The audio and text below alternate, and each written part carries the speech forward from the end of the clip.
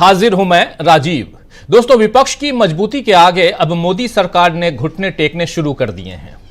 दरअसल राहुल गांधी ने संसद में जाति जनगणना पर वादा किया तो बीजेपी उनकी जाति पूछने पर उतर आई और अपने सांसद अनुराग ठाकुर के बयानों को बढ़ावा देकर मोदी ने साबित कर दिया कि तीसरी बार प्रधानमंत्री बनने के बावजूद उनकी मानसिकता और अभी जो है वो हिंदुस्तान को लीड करने लायक उदार नहीं हुई है, क्योंकि हिंदुस्तान में अभी तक उदार छवि के लोग लीड करते नजर आए हैं। लेकिन नरेंद्र मोदी तीसरी बार आने के बाद भी उस मानसिकता से बाहर नहीं आ पाए हैं जहां उदार छवि वो अपनी विकसित कर पाए। जाति जनगणना के पहले राहुल गांधी के हिंदुत्व वाले बयान पर मोदी सरकार बैकफुट पर आती हुई दिखी थी, आप याद कीजिए। और इससे पहले चुनावों में संविधान के मुद्दे पर भी बीजेपी को मात खानी पड़ी और इंडिया गठबंधन के आगे पस्त होने का एक और उदाहरण आज फिर संसद में दिखा, जब 2 महीने में 11 रेल हादसों पर माफी मांगने या अफसोस जताने की जगह रेल मंत्री अश्विनी वैष्णव कांग्रेस पर आरोप लगाते हुए दिखे। उन्हें यह बात भी पसंद नहीं आई कि कांग्रेस और समाजवादी पार्टी ने रेल हादसों पर और स्टेशनों की बुरी हालत पर सवाल क्यों उठाए हैं। अश्विनी वैष्णव ने आज जिस तरह और जिस अंदाज में कांग्रेस को घेरने की कोशिश की, उससे भी यही दिखा कि मोदी सरकार अब विपक्ष की बनाई हुई पिच पर खेलने को मजबूर है और हार की तरफ ही बढ़ रही है। अश्विनी वैष्णव के भाषण के एक हिस्से को अपने ट्विटर हैंडल पर दिखाकर कांग्रेस ने ट्वीट किया है। आइए पहले वीडियो को देखते हैं, जिस वीडियो को अश्विनी वैष्णव के उस पार्ट को जिसको ट्वीट किया है कांग्रेस ने। पहले उस वीडियो को देखते हैं, फिर कांग्रेस लिखती क्या है वो भी देखेंगे। पहले वीडियो देखिए। विपक्ष के कांग्रेस ने एक सोची समझी तरीके से, रणनीतिक तरीके से छोटे विषय को अपने सोशल मीडिया की ट्रोल आर्मी के जरिए से इस तरह से उठाना चालू किया। अयोध्या जी के स्टेशन में पुराने स्टेशन की पुरानी दीवार थी, वो जब थोड़ी सी उसमें डैमेज हुआ तो समाजवादी पार्टी और कांग्रेस के हैंडल्स ने उसको तुरंत उठाना चालू किया। तो सुन लिया आपने। और इसी वीडियो को पोस्ट करते हुए कांग्रेस ने जो कुछ लिखा है, ये जरा वो भी देख लेते हैं। कांग्रेस के उस ट्वीट को देखिए। लिख रही है कांग्रेस कि 2 महीने में 11 रेल हादसे हुए। 2 महीने में 11 रेल हादसे हुए हैं, जिसमें 21 लोगों की मौत हो गई और 100 से ज्यादा लोग घायल हुए। लेकिन मोदी के रेल मंत्री को की बेशर्मी देखिए। देश के इतने लोगों की जान चली गई और ये इसे छोटी छोटी घटना बता रहे हैं। रेल मंत्री जी, आपको शर्म आनी चाहिए। ये जो रेल मंत्री इन्वर्टेड कॉमा में है, इसका मतलब क्या है ये आपको जरूर बताऊंगा। लेकिन उससे पहले जो कुछ लिख रहे हैं, कांग्रेस लिख रही है और क्यों नाराज, हैरान, परेशान नजर आ रहे हैं अश्विनी वैष्णव, ये बात इसकी एक बानगी अभी आपने देखी। एक बानगी और दिखाऊंगा आपको, जरा ये देखिए कि कैसे यहां रेल मंत्री, जब इनको कहा गया है तो रेल पर कैसे यहां परेशान नजर आते हैं अश्विनी वैष्णव। सुनिए जरा। माननीय अध्यक्ष जी, लोको पायलट जब अपनी ड्यूटी कंप्लीट करके आते हैं तो वो रनिंग रूम में, ऐसा है केवल रील बनाने वाले लोग नहीं, हम मेहनत करने वाले लोग हैं, काम करने वाले लोग हैं। आपकी तरह रील बना के दिखाने वाले लोग नहीं, हम समझे ना। बैठो, बहुत हो गया, कुछ भी बोल देता है। माननीय अध्यक्ष जी, हाउस का ऑर्डर में लाए, ये क्या तरीका है? कुछ भी बीच में बोल देते हैं।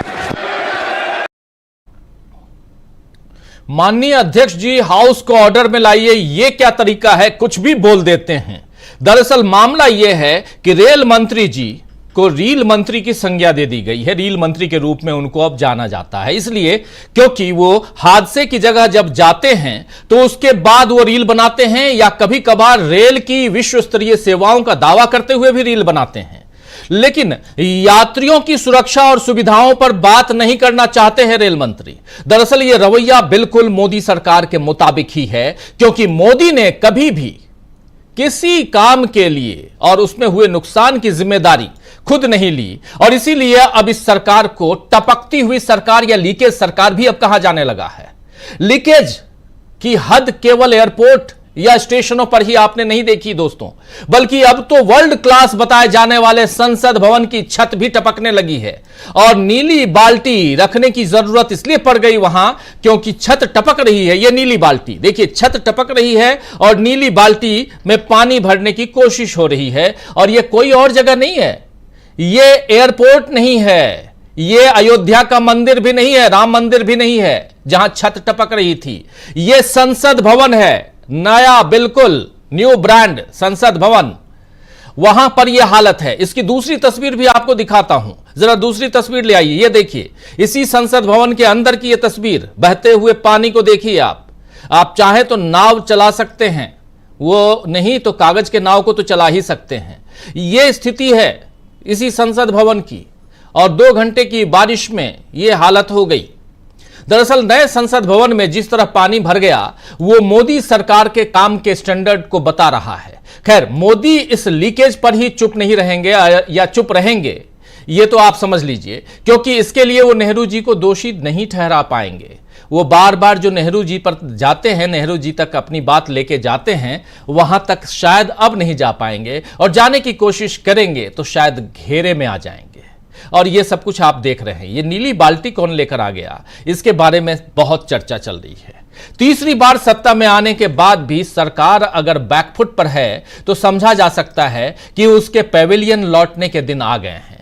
और इधर अपने ऊपर हो रहे तमाम हमलों को नजरअंदाज करते हुए राहुल गांधी और प्रियंका गांधी आज वायनाड पहुंचे दोस्तों, और पीड़ितों से मिले, उन्हें हौसला बंधाया। आप जानते हैं वायनाड में क्या कुछ हुआ है। लैंडस्लाइड, वो भी भारी बारिश के कारण, बादल फटने जैसी हालत। और ये विजुअल देखिए आप, ये वायनाड के विजुअल्स हैं। मणिपुर और हाथरस के बाद राहुल गांधी एक बार फिर पीड़ितों का दर्द बांटने के लिए वायनाड पहुंचे हैं, और मोदी हर बार ऐसे मौके पर गायब रहते हैं, इस बार भी गायब हैं। खैर, राहुल और प्रियंका ने आज वायनाड के हालात पर क्या कुछ कहा है, आइए जरा उसे सुन लेते हैं। राहुल गांधी और प्रियंका गांधी, पहले प्रियंका गांधी को सुनते हैं। वायनाड पहुंचे दोनों भाई बहन। आप जानते हैं कि प्रियंका गांधी वायनाड से चुनाव लड़ेंगी, क्योंकि राहुल गांधी ने अपनी सीट, वायनाड की सीट छोड़ दी है। लेकिन राहुल गांधी पहुंचे और साथ में प्रियंका भी पहुंची, और 250 से ज्यादा लोगों की जान चली गई। 2 दिन पुरानी बात है, लेकिन बहुत मुश्किल समय है वायनाड के लोगों के लिए। जरा सुनिए प्रियंका गांधी क्या कुछ कह रही हैं, सुनिए। मिला है और राहुल जी पूरे से कनेक्टेड है, आपको कैसा लगा और क्या कहेंगे इन लोगों के साथ, आपका कैसा रिश्ता है, कितना क्लोज है आप? I feel very similar to what my brother feels. We have spent the whole day meeting people who have suffered. It's an immense tragedy. We've met a little boy who was holding on for 6 hours trying to save his mother, and he failed. Not just his mother, his whole family. His whole family. And he managed to save his grandmother, but he failed to save his mother. We can only imagine the kind of pain that people are suffering. And as my brother said, they've lost their entire families. So we are here to give as much comfort and support as we can, to help in any way we can. And I am also very proud to see how everybody is coming together, not just from Wayanad and from Kerala, but from the whole country, to help everybody who is going through this. And I think that at times like this, all of us should just do everything that we can to support our countrymen and those who are suffering. There's been a big tragedy in Himachal as well today. I think perhaps over 40 people have passed away there as well in a very similar situation. So our condolences and wishes for them also to get over this tragedy as best they can, and all our support and help to everybody. And I just have no words actually. Ma'am, there are so many kids, excuse me, there are so many kids who lost their whole family. Do you have anything in mind?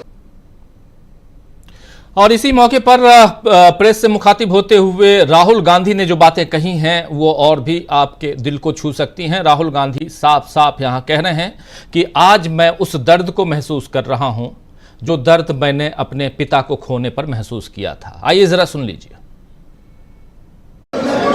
I feel how I felt when my father died. That I've seen so many people. I remember what I felt when my father died. And here people have not just lost a father, they've lost the whole family, entire family, brother, sister, mother, father. So I know what I felt, and this is much worse than that. And it's not one person who's feeling it, it's thousands of people who are feeling it. So it's very, very sad.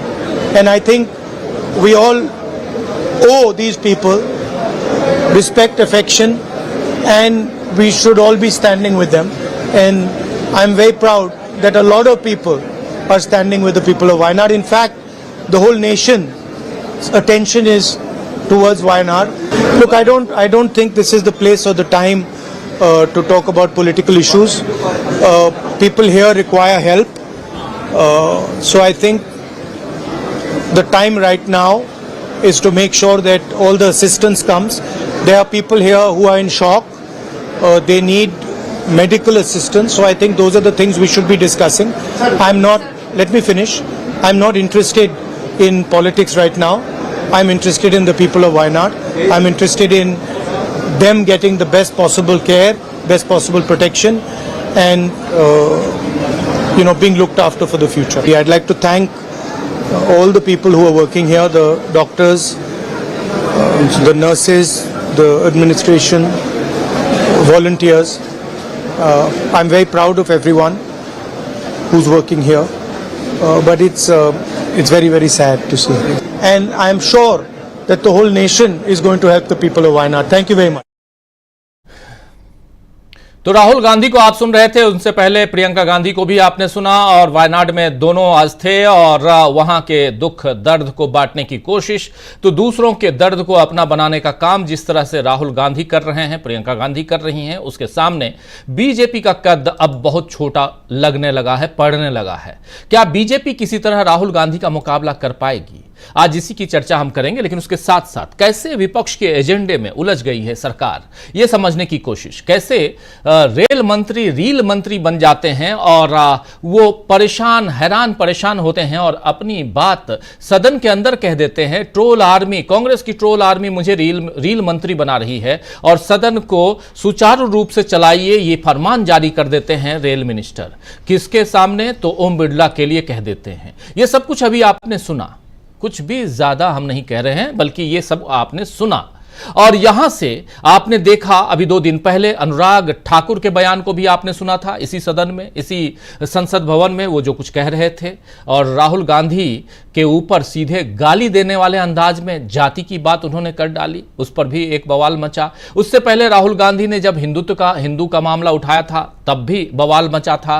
Rahul Gandhi और विपक्ष ने जब संविधान का मसला उठाया तब भी बवाल मचा। तो संविधान से लेकर हिंदुत्व तक, हिंदुत्व से लेकर जाति आधारित जनगणना तक और यहां से लेकर रील तक जो भी मुद्दा आता है, उस मुद्दे पर कैसे विपक्ष के सामने घुटने टेकते हुए बीजेपी दिखाई देती है, सत्ता पक्ष दिखाई देता है। इसके पीछे की कहानी क्या है? आखिर क्यों ऐसा हो रहा है कि अब एजेंडा तय कर रहा है विपक्ष और लड़खड़ा रही है, उलझ रही है